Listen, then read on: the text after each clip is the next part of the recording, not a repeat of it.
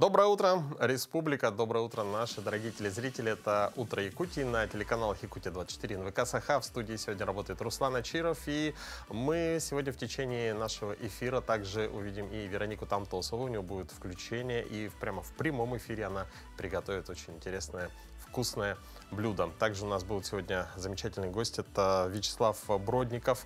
В общем, сегодня мы поговорим о музыкантах, уличных музыкантах, которые играют на улицах Читы. Узнаем, конечно же, погоду и самые актуальные новости. Но я думаю, что сейчас, как всегда, с утра, самое главное, после того, как мы проснулись, нужно узнать, какая же погода за окном. По информации Гидромедцентра, на 6 часов утра температура воздуха в центральных районах республики была плюс 8, плюс 20. В заречной группе Улусов от 10 до 20 градусов выше нуля. В южных плюс 11, плюс 17. В Вилюйской группе Улусов плюс 8, плюс 19. В Нижнеленских 7, 18 градусов выше нуля. В западных плюс 9, плюс 15. В Колымо-Индигирской группе Улусов от 3 до 14 градусов со знаком плюс. В Янских плюс 3, плюс 15. На северо-западе республики от 3 до 15 градусов с плюсом. В городе Якутске температура воздуха на 6 часов утра была плюс 9 градусов. Атмосферное давление 749 миллиметров ртутного столба. Ветер северо-восточный 2 метра в секунду. Сегодня днем солнечно, ветер восточный 2 метра в секунду. Температура днем будет плюс 19 градусов. Но я думаю, что по утрам в городе становится прохладнее. Я думаю, это замечает особенно те, кто проживает сейчас на дачах. В общем, мы желаем вам не мерзнуть, заварить себе чашечку кофе, готовить завтрак и быть с нами на нашей волне. Ну а сейчас давайте узнаем самые последние актуальные новости и передадим слово нашим коллегам из блока новостей.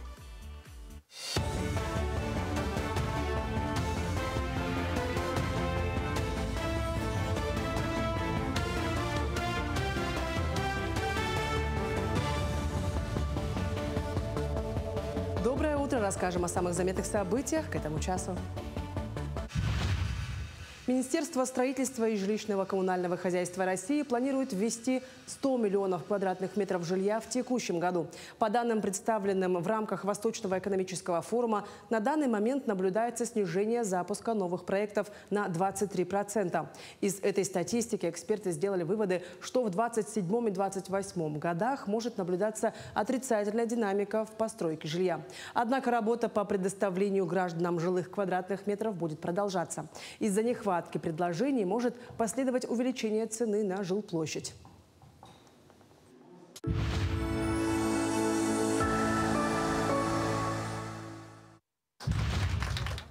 Планы, которые обсуждаются порядка 20 лет, воплотятся в жизнь. Газификация населенных пунктов левобережья реки Вилюй в республике начнется уже в ближайшее время. В рамках юбилейного Восточного экономического форума между правительством региона и компанией «Сахатранснефтегаз» подписано соответствующее соглашение. Для реализации проекта будут использованы не только средства республиканского бюджета, но и финансирование от компаний «Сахатранснефтегаз» и «Газпром», которая по поручению президента России занимается социальной газификацией по всей стране. Планы газификации территории Верхневилюйского района уже согласованы. Глава республики поручил этим проектом заняться, и более того, он подписал план мероприятий по газификации левобережья, что коснется 12 населенных пунктов Верхневилюйского улуса и в последующем даст возможность газификации Нюрбинского района. Мы приступили уже к проектированию. Средства с бюджета были выделены еще в прошлом году. Договор у нас заключен с проектной организацией. Здесь, конечно, будет использоваться несколько источников. Это и амортизация Сахатранснефтегаза, национальной газовой компании. Это средства государственного бюджета. И, конечно, вот КРДВ. И вот использование нескольких источников позволит реально реализовать этот проект. С 2023 года решением главы республики реализуется новая мера поддержки для многодетных семей как альтернативная возможность для тех, кто не планирует использовать земельный участок. На сегодня предусмотрены направления, по которым граждане могут направить выплату на улучшение жилищных условий, подключение жилых домов к источникам теплоснабжения, ремонт жилья, приобретение транспортного средства, оказание медицинских услуг, получение образования ребенком и другие. За 3 года работы данной меры воспользовались более 5000 семей. В текущем году эта программа выполнена в полном объеме. Можно даже сказать, что она перевыполнена. За истекший период текущего года 1800 семей многодетных реализовали свое право на эту выплату. Это больше в 1,5 раза, чем в прошлом году. Еще 303 заявления у нас находятся в обработке, на рассмотрении. И в ближайшее время в установленные сроки они будут рассмотрены. И по принятым решениям выплаты будут направлены в установленном порядке. В связи с этим прием заявлений на указанную выплату завершен. В эфире самая семейная передача. Я думаю, что сегодняшнее утро мы, конечно же, должны сделать по-настоящему бодрым. И нет ничего лучше для утренней бодрости, чем утренняя зарядка. А двойной заряд бодрости можно получить, если это не просто зарядка, а зумба. Доброе утро! С вами снова фитнес-тренер Лилия. И мы просыпаемся вместе с зарядкой зумба. Руки ставим перед собой, идем вперед шаги. И 1, 2, 3. 1, 2, 3. Назад 4 шага обычные. 1, 2, 3, 4. Вперед с руками. 1, 2, 3. 1, 2, 3. 1, 2, 3, 4. Корпус работаем. Немного скручивая. 5, 6, 7, 8. 1, 2, 3. 1, 2, 3. 5, 6, 7, 8. Отлично. Вытягиваем руки. Работаем шаг вправо и шаг. Обратно. И 2 шага. 1, 2. При этом рисуем руками полукруг. 1, 2. Еще. 1, 2. И 1, 2. 1, 2. И 1, 2. Отлично. V-степ. Вместе с плечами. И 1, 2, 3, 4. Еще 5, 6, 7, 8. Правая нога в сторону. 1. Вернули. Левая. 2. Еще раз. И 1, 2, 3, 4, 5, 6, 7, 8. 1, 2, 3, 4, 5, 6, 7, 8. 1, 2, 3, 4, 5, 6, 7, 8. Есть. Руки перед собой. Вперед. И 1, 2, 3. 1, 2, 3. 5, 6, 7, 8. 1, 2, 3. 1, 2, 3. 5, 6, 7, 8. 1, 2, 3. 1, 2, 3. 5, 6, 7, 8. 1, 2, 3. 1, 2, 3.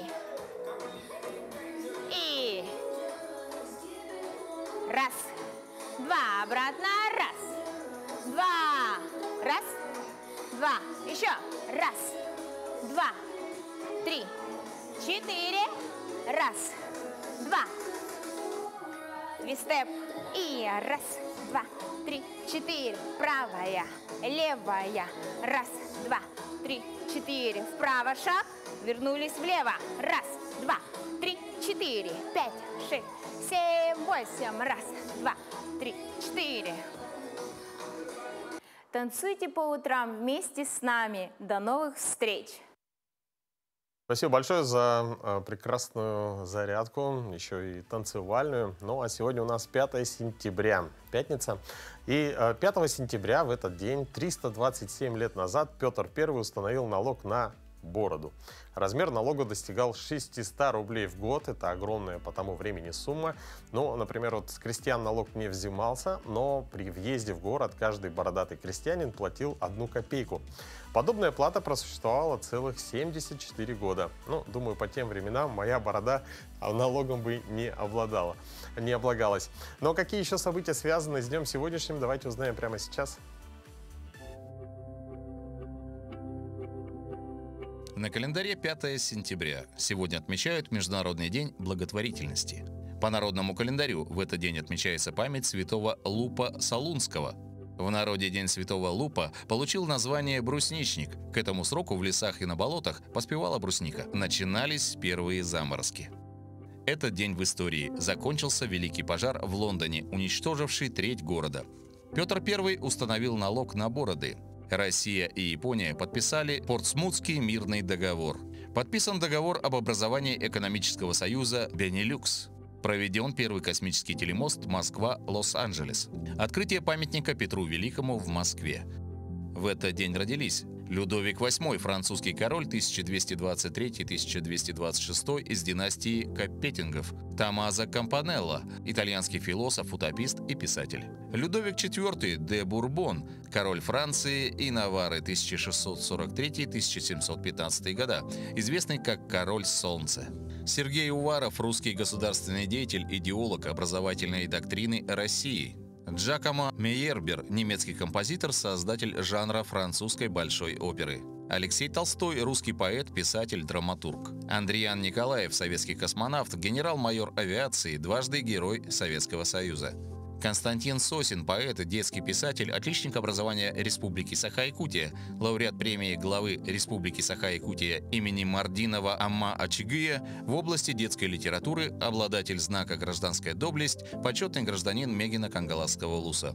Фредди Меркури, британский певец и музыкант, автор песен, вокалист рок-группы Queen. Юон Аким, южнокорейская фигуристка, олимпийская чемпионка. Именины сегодня отмечают Елизавета, Ефрем, Иван, Николай, Павел, Федор. Доброе утро всем, кто к нам присоединился. Это «Утро Якутии». И, конечно, я думаю, что если вы проснулись и готовитесь к рабочему дню, то обязательно готовите завтрак. И прямо сейчас у нас традиционная пятничная рубрика. Мы будем в прямом эфире готовить различные блюда. И прямо сейчас у нас на связи, Вероника Тамтосова, которую мы передадим слово. Она находится в одном из ресторанов города Якутска. Пожалуйста, Вероника, как нас слышно? Прием.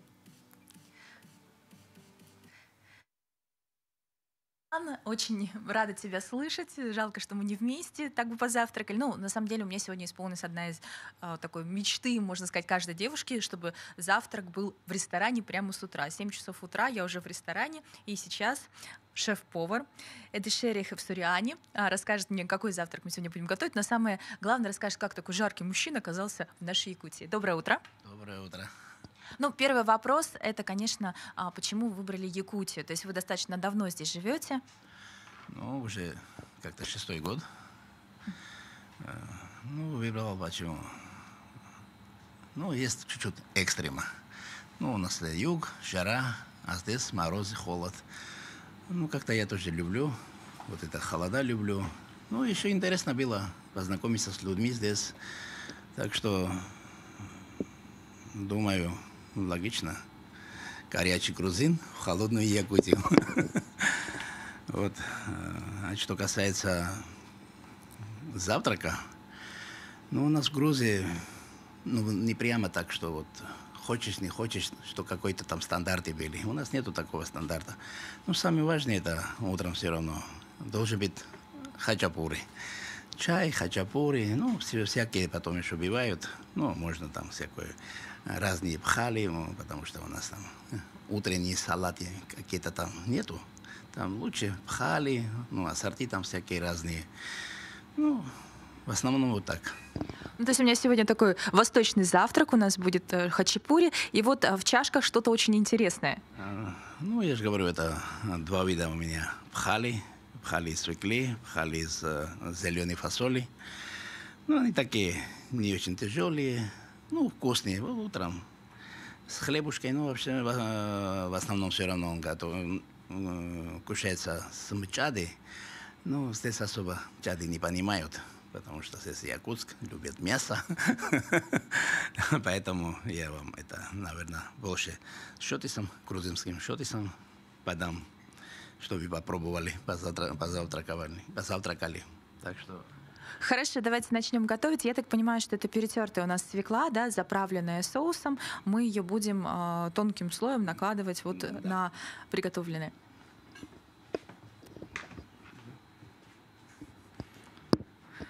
Вот так технично получается. Нарезаем. Надеюсь, что у нас дома такое же получится. Получится. Это несложно. Есть какие-то секреты? Секреты? Секреты это в душе.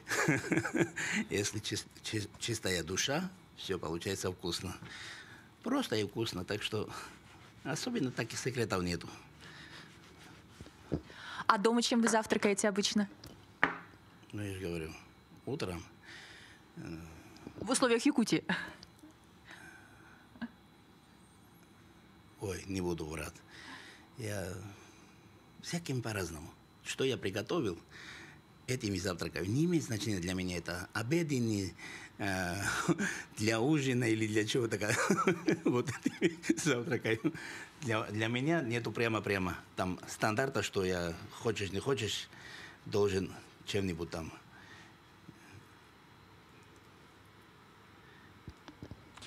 Ну, получается, у нас такие бутерброды, образно говоря.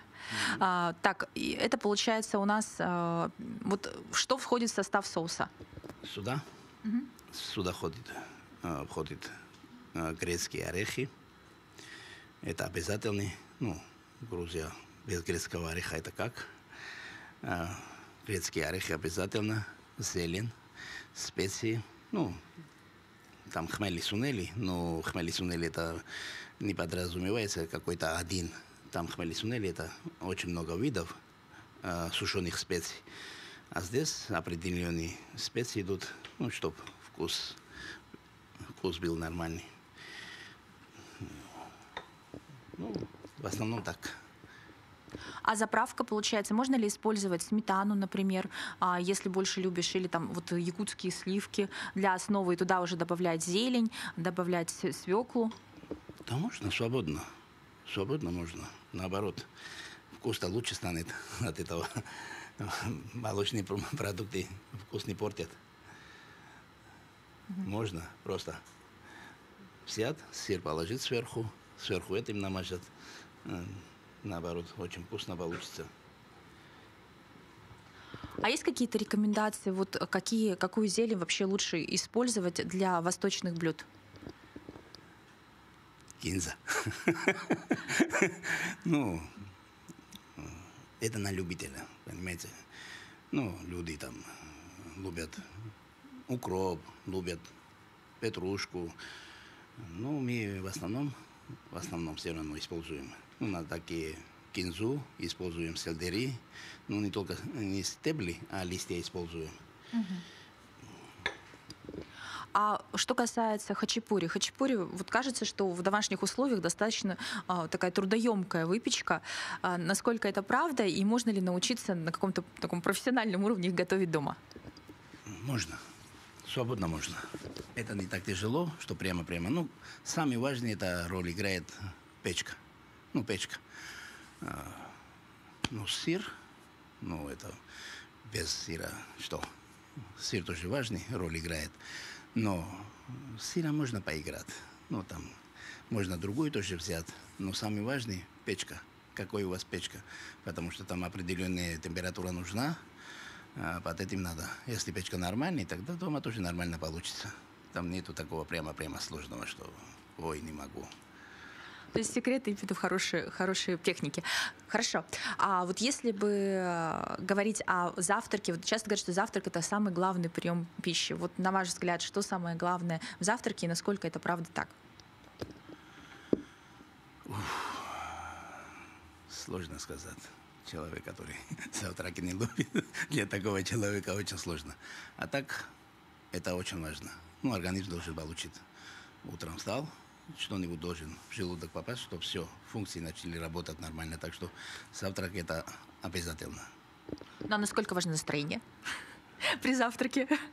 Чем его можно поднять? То есть я понимаю, что вот, судя по тому, что вы выбрали, это какие-то яркие специи, яркий вкус. А вот в Якутии, что бы вы порекомендовали нашим телезрителям? Ну, я же говорю, хачапури, черный чай. Утро начинается великолепно. Именно чай, не кофе? Ну, я не буду ни с кем спорить, кто как любит. Но чай все равно, он такой хороший.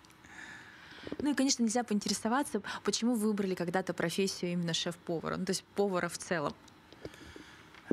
Ну, для этого с детства было.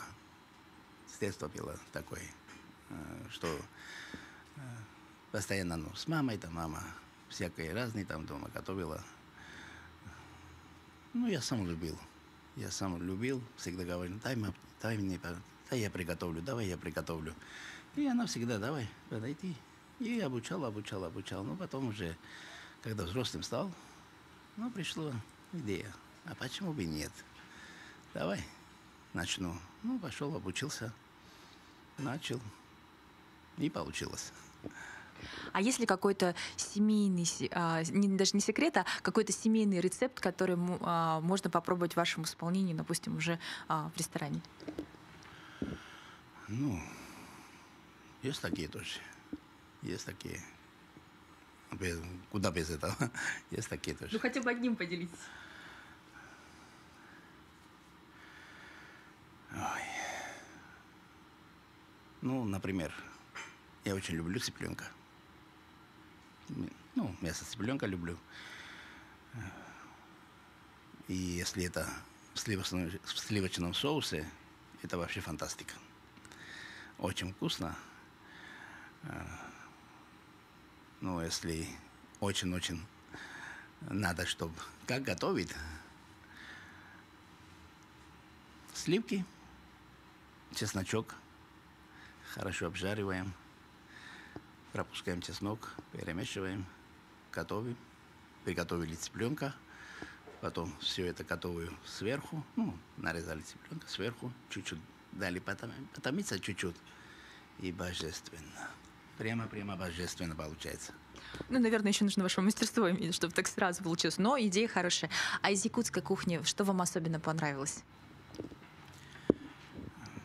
Ну, много чего. Много чего.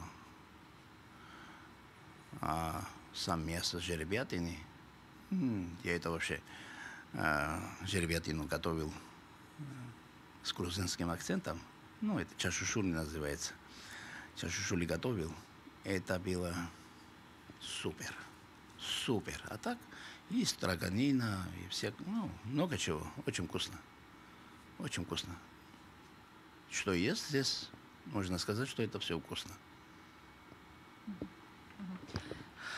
Ну, очень интересно, спасибо большое. И хочется спросить пожелания нашим телезрителям. Вот с утра давайте, правда, попробуем, что получилось. Ну, пожелать. Начнем с того, чтобы у всех было доброе утро. В первую очередь, для всех было доброе утро. А потом здоровья, счастья, радости в жизни. Чтобы у них всех было всегда все отлично. Чтобы радовались все жизнью. Спасибо большое. Ну, все, правда, выглядит очень аппетитно. Такая восточная кухня. Сейчас попробуем, что у нас получилось. Попробуйте. Так.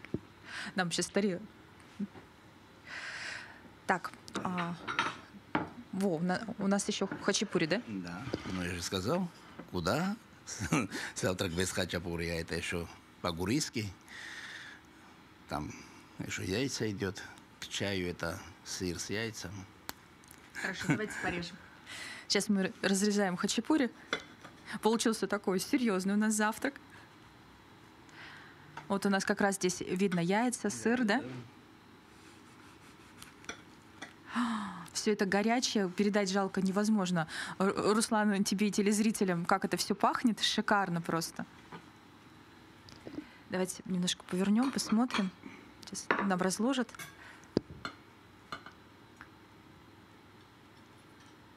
Все. Вот так вот шикарно. Вот так все это выглядит. Так, и получается, у нас тогда на завтрак шикарный хачапури с сыром и с яйцами, бутерброды, получается, со специями, здесь со свеклой, здесь восточные специи у нас, как нам шеф сказал, что специй много не бывает, все должно быть вкусно, и любимый чай от шеф-повара с лимоном и с травами. А травы какие? Ну, для меня самое важное это мята. Черный чай с мятой и с лимоном. Вот черный чай с мятой и с лимоном. Ну все, я начинаю завтракать. Моя мечта исполнилась, надеюсь, ваша тоже. Поэтому вместе с вами мы сегодня оказались на завтраке у шеф-повара ресторана. Всем приятного аппетита, хорошего настроения. Начинайте день интересно. И мечты обязательно сбываются. Не всегда так, как мы задумаем, но вот так вот. Хорошего дня всем. Что, Руслан, тебе огромный привет. Хачапури обязательно привезу. Спасибо большое, Вероника, за очень вкусное блюдо. И, кстати, так как у нас это будет традиционные включения по пятницам, будем готовить завтрак в прямом эфире, то я сделал для себя вывод, что нужно завтракать до эфира, а не после, потому что сейчас я уже ожидаю вот этот хачапури, чтобы, конечно же, встретить это утро. Ну, а мы продолжим и наш эфир, наш сюжет, следующий от наших коллег из Читинской области, который познакомит нас с уличными музыкантами.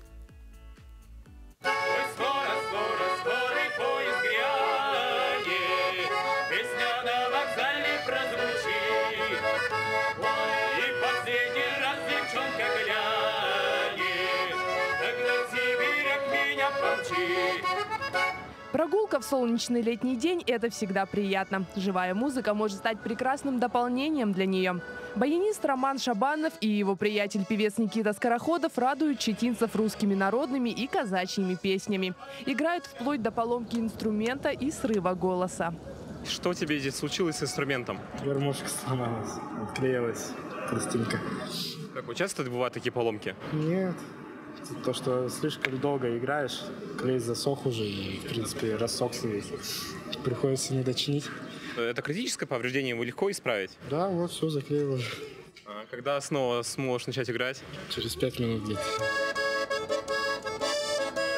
Ребята настоящие артисты, учатся в училище культуры, уже выступают на сценах города и края. Никита и вовсе вырос в музыкальной среде, его мама – педагог по вокалу. Здесь твоя отдушина, спокойствие, возможность спеть то, что не всегда удается вывести на большую площадку. Петь для людей, просто вот сидеть, это некий такой отдых, расслабление от репетиций, от больших концертов.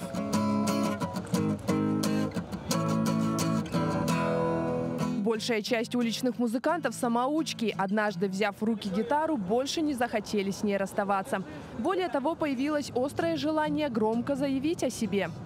Снова за окнами белый день, день вызывает меня на бой. Я чувствую, закрывая глаза, весь мир идет на меня войной. Мой один старый друг очень хорошо играл на гитаре. Он тогда начинал, но мне это казалось таким чем-то невообразимым. И я взял с него пример и начал играть на гитаре. Сам, все самостоятельно. То есть практика, играешь, и со временем нормально начинаешь играть. Я терпел, но сегодня я покажу. Попеть песни группы «Кино», «Король и Шут», Агата Кристи и других популярных российских рок-исполнителей для подростков – это возможность показать дух этой музыки.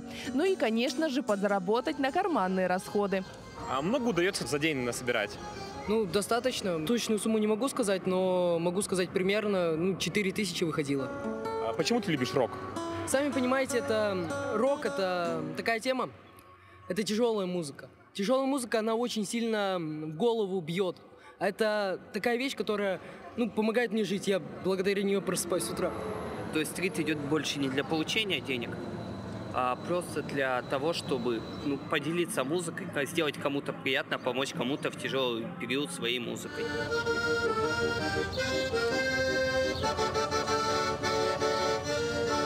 Прогуливаясь в следующий раз по Чите, не торопитесь. Лучше остановитесь и насладитесь музыкой летнего города. Кто знает, может, именно сейчас вы слушаете молодое дарование, которое в будущем станет настоящей звездой. Анна Бородина, Даниил Ботвинский, Евгений Жеребцов. Ну, от увлечения музыкой мы переходим к бальным танцам. Наши коллеги подготовили сюжет, который расскажет о прошедших в Якутске учебно-тренировочных сборах. В минувшие выходные в третьей школе города Якутска прошли учебно-тренировочные сборы по бальным танцам. На протяжении 4 дней юные спортсмены усердно тренировались под руководством опытного наставника. За время сборов танцоры заметно улучшили свою технику и научились более выразительно исполнять танцевальные элементы.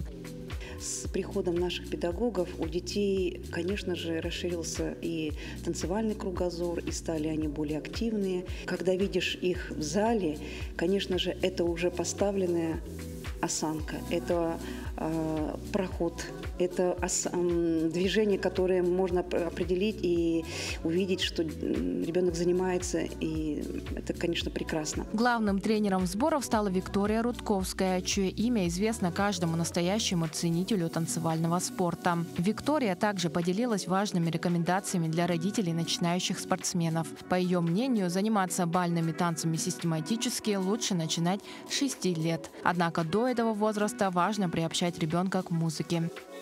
Знаете, у меня есть своя философия. Я считаю, что бальный танец именно в чистом виде должен начинаться с 6 лет. А до этого, с 3 лет, ребенок должен приобщаться к танцевальной культуре, к музыке, к чувству ритма, познавать свое тело, укреплять свое тело. Да, я с малышами занимаюсь больше таким детским, развивающим, например, танцем. А в 6 лет начинается уже серьезный бальный танец, чтобы уже мы могли показать результаты в группе «Дети 1» до 9 лет. Потому что, естественно, все равно танец именно в том виде, в котором мы им занимаемся сейчас, это спорт. Спорт – это преодоление. Про то, что иногда нам тяжело, но мы работаем над собой. Здесь, конечно, формируется характер. И самое главное, чтобы вот была граница, в которой так можно, а так нельзя. Ну и параллельно мы видим на заднем фоне, да, все равно любовь к танцу, свобода тоже является важной частью развития. Учебно-тренировочные сборы стали важным шагом в развитии танцевального спорта в Якутии. Полученные знания и навыки помогут юным танцорам достичь новых высот. Уже в конце сентября спортсмены продемонстрируют свои умения в соревнованиях всероссийского масштаба. Илана Захарова, Артумен Наговицын, Якутск. Но у нас в студии участники 3-го сезона конкурса на лучшее путешествие по Дальнему Востоку и Арктике. Дальний Восток – земля приключений. Это семья Бродниковых, Вячеслав и Мария. Доброе утро. Доброе утро. Ну, я думаю, сложно найти человека, который, особенно в Якутии, да, который не знает Вячеслава, вашу семейную пару. Ваш канал «Клевая рыбалка» знает абсолютно каждый любитель рыбалки и активного отдыха. Можете поделиться с нашими телезрителями вашими планами и новостями? Здравствуйте, уважаемые телезрители. В этом году мы с Марией совершили такое участие в этом конкурсе, принимаем участие и совершили небольшое путешествие, которое мы планировали заранее, с прошлого года, готовились к нему. И для меня это первый опыт таких съемок, таких путешествий. У Марии это уже второе ее путешествие. Вообще я узнал об этом конкурсе от нее. Она ранее участвовала, как я уже говорил, и мы вместе это запланировали, подумали, как это сделать, подготовились и совершили. Здорово. То есть, Мария, это уже не первое ваше участие, то есть первый раз вы участвовали сами? Да, лично.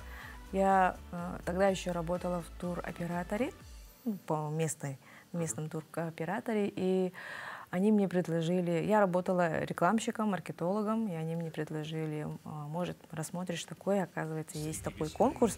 И я там от имени туроператора сняла фильм, сделала сценарий, отправила, в общем, участвовала. И Вячеслав это все видел, он посмотрел этот фильм и загорелся идеей. Он узнал, что уже 3-й раз проводится этот конкурс, и решил, что нам почему бы не участвовать? Здорово. Тем более есть опыт. А можете поподробнее рассказать об этом путешествии, маршрут, да, с которым вы будете участвовать в конкурсе? Участвуете в конкурсе?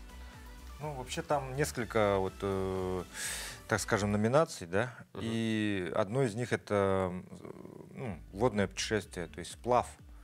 Для этого нужно именно не техника, а именно вот, ручное какое-то, плавательное средство, которое грибное, там должно быть катамаран, байдарка, что-нибудь такое, да. И мы выбрали лодку байдарку.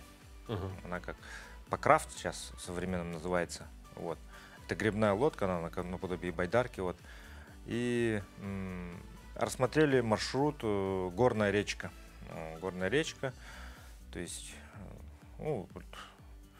дикие места, горная речка, природа и так далее. В общем, вот экстрим немножко, вот такой, с таким вот жанром. Здорово. Но известно, что главный приз в конкурсе это 3 миллиона рублей. Но как бы считается, что не стоит делить шкуру убитого медведя, но я думаю, что вы задумывались, да, на что вы можете потратить эти деньги в случае выигрыша. В случае выигрыша, конечно же, на дальнейшее развитие, на реализацию каких-то других проектов, новых проектов, которые хотим. Пока как бы не могу об этом говорить. Есть в планах такое, чтобы вот дальше, больше, интереснее что-то создавать. Вот. И обновить технику тоже конечно. Входит. Обновить технику все-таки. И развитие идет. Развитие будет, да. Обязательно, здорово. Желаем вам успехов. Вот хотелось бы отметить, что один из главных критериев, да, в конкурсе, в оценке фильмов, это, скорее всего, как бы эмоции, да, которые фильм дарит людям. У вас, Вячеслав, есть канал, более 600 тысяч подписчиков. Я думаю, что вы можете дать советы, на что нужно обратить внимание, чтобы ролик не просто показывал, да, места, а вот еще и дарил эмоции. Вообще, как бы перед поездкой мы все равно ознакомливались с работами, которые были представлены в те года. Работы именно победителей, они все есть там в доступе на сайте. И посмотрели стиль, изучили, подачу. И как бы, учитывая все это, можно что-то свое сделать, то есть для себя какой-то сценарий сделать, как это будет, чтобы немножко как-то привнести какое-то новшество, чтобы было интересно, какой-то интерес, да, вот. И сейчас фильм у нас находится на стадии монтажа еще, мы сейчас думаем с Марией, обдумываем, как это можно преподнести, то есть если вы делаете данные, подобные фильмы, то у вас всегда есть время, чтобы что-то обдумать, как-то какой-то сценарий для себя сделать. Это же монтаж, то есть там можно смонтировать как угодно. То есть можно что-то где-то немножко жути навести, где-то где-то наоборот сгладить. Где-то сгладить, да, где-то вот так вот. Отлично.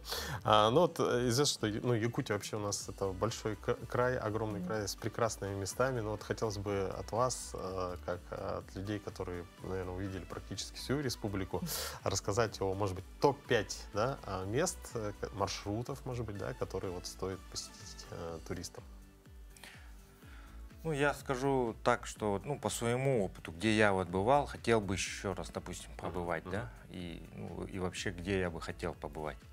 Например, такие, дикие места, например, как вот горная часть нашей вот, Якутии, Верхоянский район, там, допустим, Киселяхи, да, пеший какой-то, маршрут заложить туда, либо озеро Лабынкыр, вот красивое у нас есть в республике. Мусхая, например, да, вот с обратной стороны Мусхаи можно как-нибудь маршрут проложить там. Вариантов много, куча, вот, если так обдумывать вообще. Вот. По реке Мая, вот, есть еще, знаете, раньше у нас здесь были белогвардейские, столкновения, когда красноармейцы с белогвардейцами, да, вот тоже вот по этой истории тоже очень интересно, если так читать и попытаться что-то поискать и так далее. То есть посетить те места? Да. То есть проложить какие-то маршруты, сделать такие. Вот. Вообще Якутия очень большая, в тундровой части очень много что можно поснимать. Вот.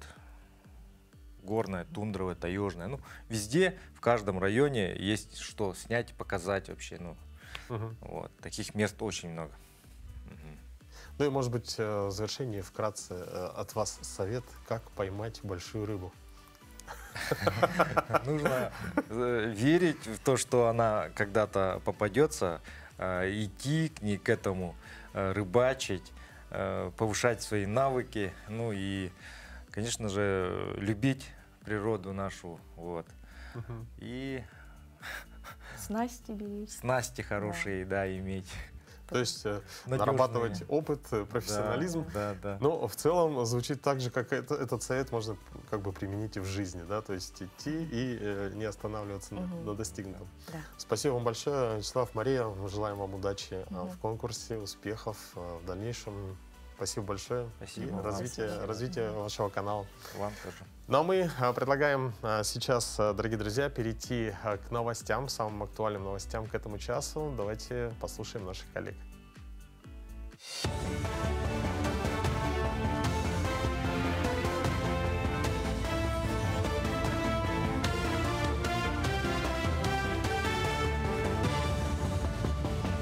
А мы продолжаем говорить о самых заметных событиях этого утра. В Якутии продолжается работа по предоставлению социальной реабилитации участникам СВО и членам их семей. Так, в Республиканском социально-оздоровительном центре реабилитации прошли восстановление уже 493 ветерана и 480 членов их семей. Специалисты центра проводят комплексную работу. Это социокультурные мероприятия, нацеленные на поддержку инвалидов, а также по информированию и консультированию. Продолжается мероприятие по информированию и консультированию участников спецвоенной операции и членов их семей. Всего проведено более 80 встреч с различными ведомствами и организациями. Продолжается проведение обрядов Алгыс до Марчи, которые способствуют укреплению духа, обретению душевного спокойствия наших бойцов и их родных.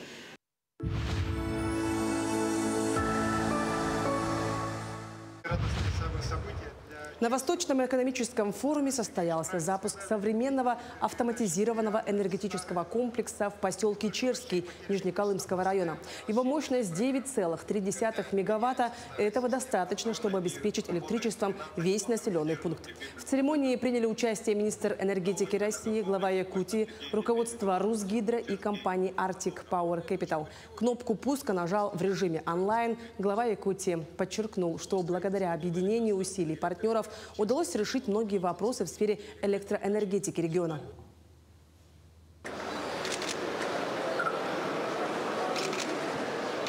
Уважаемые участники форума, автономный гибридный энергокомплекс успешно введен в эксплуатацию. Поздравляем жителей поселка Черский и всех присутствующих. В Якутске военно-патриотические песни прозвучали во дворе дома, где живет участник Великой Отечественной войны Мартын Григорьев. Артисты и творческие коллективы устроили концерт в честь 80-летия Победы и окончания Второй мировой войны.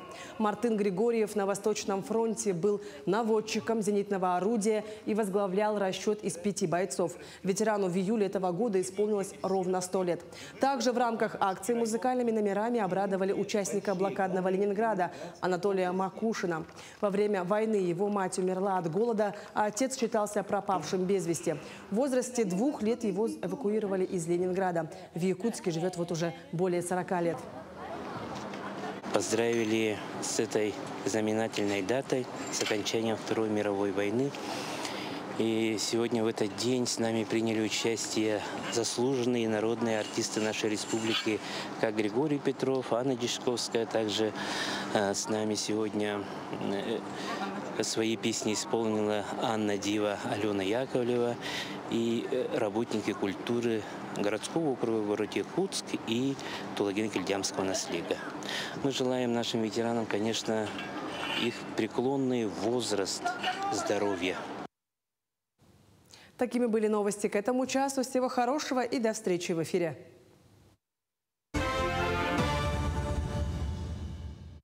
Ну а прямо сейчас мы предлагаем вам прикоснуться к искусству. Расскажем о скульпторе Пахомове Эдуарде Иннокентьевиче. Передаем слово методисту Национального художественного музея Республики Саха-Якутия Ольге Фроловой. Пахомов Эдуард Иннокентьевич. художник, скульптор, член Союза художников России, лауреат Государственной премии имени Аюнского, автор многих монументальных памятников, которые украшают не только наш город, но и другие города страны. К сожалению, он ушел на самом пике своего творчества, но он оставил после себя большое наследие. Он вел дневниковые записи, где есть такая фраза: «Великий Микеланджело Буонаротти родился 6 марта 1475 года, в один день со мной». Он в этой дате видел великого Буонаротти.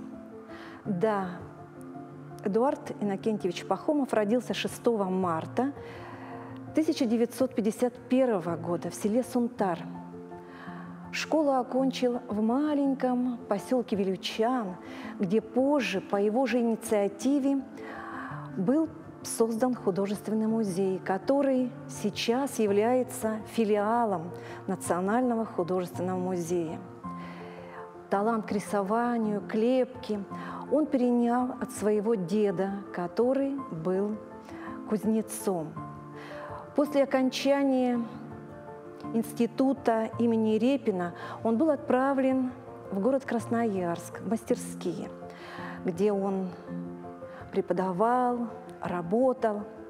Он очень гордился тем, что его называют учителем известный художник, скульптор, ювелир Даши Намдаков, чья выставка сейчас проходит в стенах нашего музея.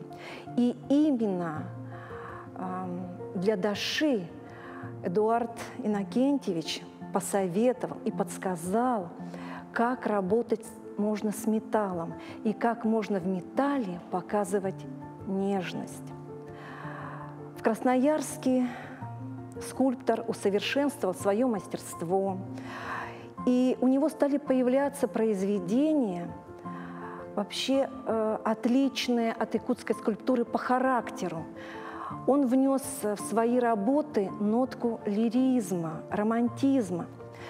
Вот таковой является скульптура, которую мы сегодня рассматриваем, под красивым названием «Первые стихи».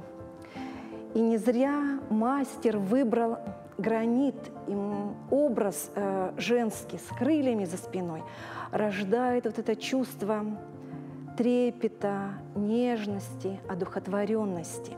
Поэзия – это самое древнейшее искусство на Земле, и первые стихи были написаны 23 миллиона лет до нашей эры красавицей, жрицей, дочерью царя Саргона, которая посвятила первые стихи богу Луны Нанне и его дочери, богине утренней звезды Инанне.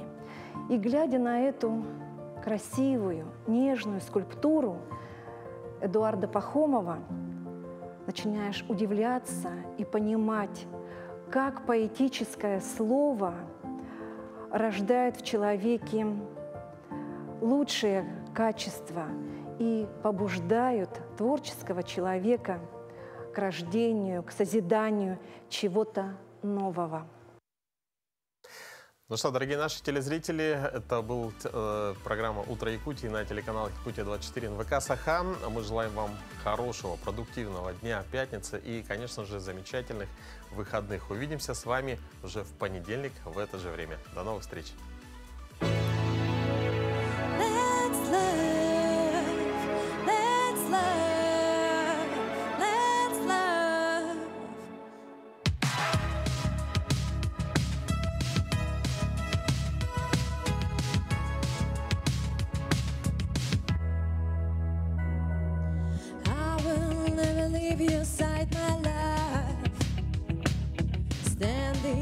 Beside you is enough.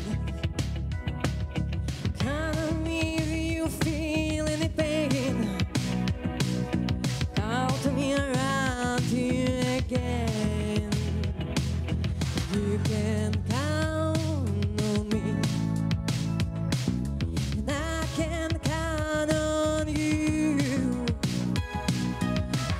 show up, like I show up, and I keep showing up for you. So take my hand, don't be afraid, it's too shall pass, and we'll get through it all together, through it all together. Swear you say this too shall pass,